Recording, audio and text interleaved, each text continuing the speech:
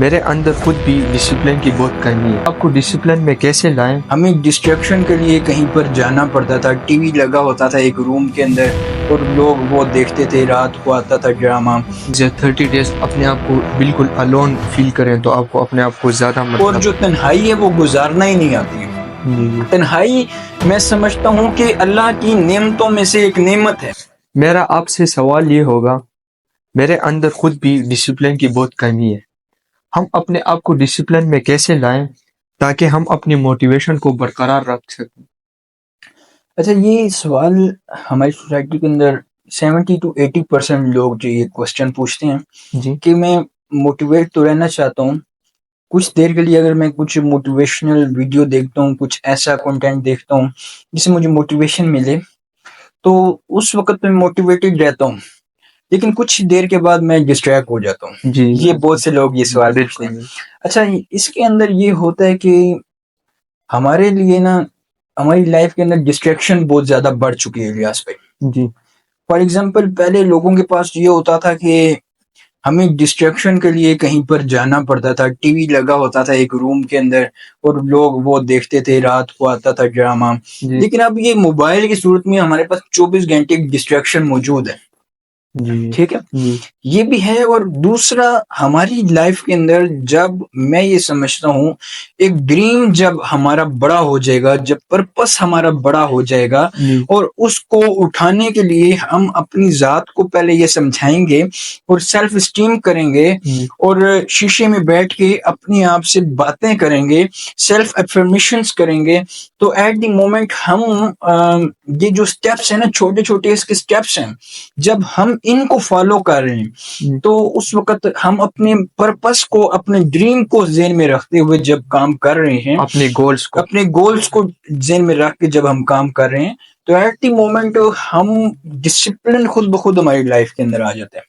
بس آپ کے ذہن میں آپ کا مقصد کلیئر ہو، ڈیسٹینیشن کلیئر ہو اور آپ کا جو پرپس اور گول ہے وہ کلیئر ہو اور لائف خود ڈسپلن میں آ جاتی ہے۔ اس کے لیے آپ کو ایک پرپس چاہیے، یہ ذہن میں رکھنا ہے کہ اللہ نے اگر آج ہمیں زندہ رکھا ہے اس کا ایک مقصد ہے۔ اللہ نے اگر آج مجھے ایک اور اپرچونٹی دی ہے، میں سو گیا تھا رات کو، ایک دفعہ پھر اٹھا ہوں، اللہ نے مجھے ایک اور اپرچونٹی دی ہے، یہ سوچیں۔ تو اگر آج میں زندہ ہوں تو میں کیوں زندہ ہوں؟ کوئی تو مقصد ہے نا، کوئی تو پرپس ہے نا۔ تو اپنے آپ کو موٹیویٹ کریں ہر روز، اپنے آپ کو بتائیں، اپنے آپ سے بات کریں۔ Self talk is most important to discipline your self ہے، سیلف ٹاک، اپنے آپ کو کہیں کہ الیاس تم کچھ کر سکتے ہو، الیاس تم نے کچھ کرنا ہے، تمہارا کوئی مقصد ہے۔